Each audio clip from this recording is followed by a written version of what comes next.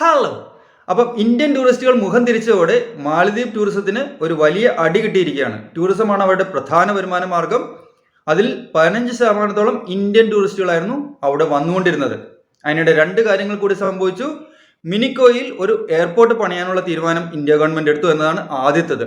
2026 ആ എയർപോർട്ടിന്റെ construction complete ചെയ്യാനും ഓപ്പറേഷനിലാക്കാനുമാണ് ഇപ്പോൾ തീരുമാനിച്ചിരിക്കുന്നത്. രണ്ടാമത്തെ കാര്യം, മാലദ്വീപ് പ്രസിഡന്റ് ചൈനയോട് അഭ്യർത്ഥിച്ചിരിക്കുകയാണ്, ഇന്ത്യയിൽ നിന്ന് വരുന്ന ടൂറിസ്റ്റുകൾ കുറയുമ്പോൾ അതിനെ ബാലൻസ് ചെയ്യാൻ മാലദ്വീപ് ടൂറിസം അവിടെ പ്രൊമോട്ട് ചെയ്യണമെന്നും കൂടുതൽ ടൂറിസ്റ്റുകളെ എത്തിക്കാനുള്ള ശ്രമം നടത്തണമെന്നും.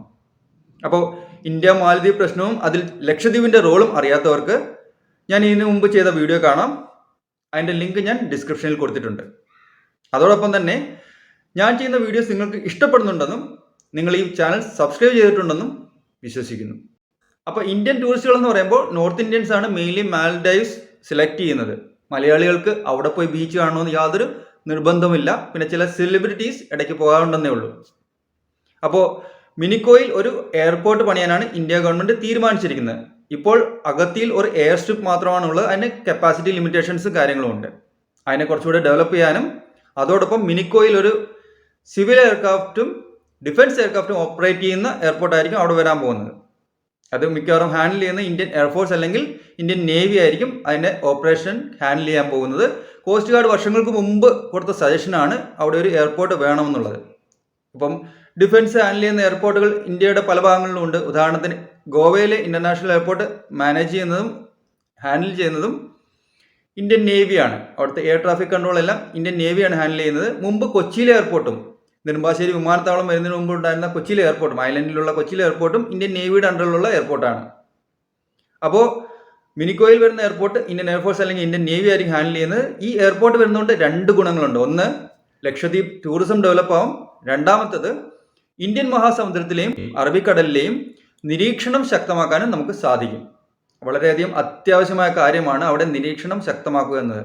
കാരണം ഇപ്പോൾ ഹമ്പൻടോട്ട തുറമുഖം ഏകദേശം ചൈനയുടെ കൈപ്പിടിയിലായ സ്ഥിതിക്ക് അവിടേക്ക് സബ്മറൈൻസും മറ്റു കാര്യങ്ങളും വരുന്നുണ്ട്. മെയിൻലി ഇന്ത്യയെ 4 വശത്തു നിന്നും കവർ ചെയ്യുക എന്നുള്ള ലക്ഷ്യത്തോടു കൂടിയാണ് ചൈന പ്രവർത്തിച്ചുകൊണ്ടിരിക്കുന്നത്. അതുകൊണ്ട് തന്നെയാണ് അവർ മാൽഡൈവ്സിനോട് കൂടുതൽ അടുക്കുന്നതും.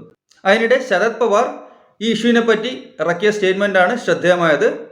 അദ്ദേഹം പറഞ്ഞത്, ഇത്തരം ഘട്ടങ്ങളിൽ ഇന്ത്യ മാലദ്വീപ് ഇഷ്യൂ പോലുള്ള ഘട്ടങ്ങളിൽ കക്ഷി രാഷ്ട്രീയം നോക്കാതെ ഇന്ത്യൻ പ്രധാനമന്ത്രിയെ സപ്പോർട്ട് ചെയ്യുക എന്നത് ഓരോ രാഷ്ട്രീയ പാർട്ടിയുടെയും കടമയാണ്. കാരണം അവർ കളിയാക്കിയിരിക്കുന്നതും കുറ്റപ്പെടുത്തിയിരിക്കുന്നതും അവർ തിരിഞ്ഞിരിക്കുന്നതും ഇന്ത്യൻ പ്രധാനമന്ത്രിക്കെതിരെയാണ്, നരേന്ദ്രമോദി എന്ന വ്യക്തിക്കെതിരെയല്ല. അതുകൊണ്ട് കക്ഷി രാഷ്ട്രീയം മറന്ന് ഇതിൽ സപ്പോർട്ട് ചെയ്യണം എന്ന അഭിപ്രായമാണ് അദ്ദേഹത്തിൻ്റെത്. എന്നാൽ എല്ലാ സമയത്തെയും പോലെ കോൺഗ്രസ് ഇത്തവണയും ആശയക്കുഴപ്പത്തിലാണ്. കോൺഗ്രസ് പ്രസിഡന്റ് ഖാർഗെജി പറയുന്നത് നരേന്ദ്രമോദി എല്ലാ കാര്യങ്ങളും പേഴ്സണലായി എടുക്കുന്നു എന്നാണ്. എന്നാൽ നരേന്ദ്രമോദി ഇക്കാര്യത്തിൽ ഇതുവരെ പേഴ്സണലായി ഒരു ഒപ്പീനിയനും നൽകിയിട്ടില്ല എന്നുകൂടി നിങ്ങൾ ഓർക്കണം. അദ്ദേഹം ആകെ ചെയ്തത് ലക്ഷദ്വീപ് ടൂറിസം പ്രൊമോട്ട് ചെയ്യുക എന്നൊരു അജണ്ടയുമായി മുന്നോട്ട് പോയി എന്നത് മാത്രമാണ്. അതുകൊണ്ട് ലക്ഷദ്വീപുകാർക്കും ഇന്ത്യക്കുമാണ് ഗുണം. അതിൽ പേഴ്സണലായിട്ടൊന്നുമില്ല. രാജ്യത്തിന് ഗുണകരമാവുന്ന കാര്യമാണത്. ദൃഢനിശ്ചയത്തോടെ ഉറച്ച തീരുമാനങ്ങളോടെ മുന്നോട്ട് പോകുന്ന ഒരു ഇന്ത്യയാണ് നമുക്കിപ്പോൾ കാണാനാവുക. ആ ഇന്ത്യയിലാണ് എൻ്റെ പ്രതീക്ഷയും. Never get in A battle just believing on the strength of your friend. നിങ്ങളുടെ സുഹൃത്ത് ശക്തനാണെന്ന് കരുതി ഒരു യുദ്ധത്തിൽ ഏർപ്പെടാതിരിക്കുക.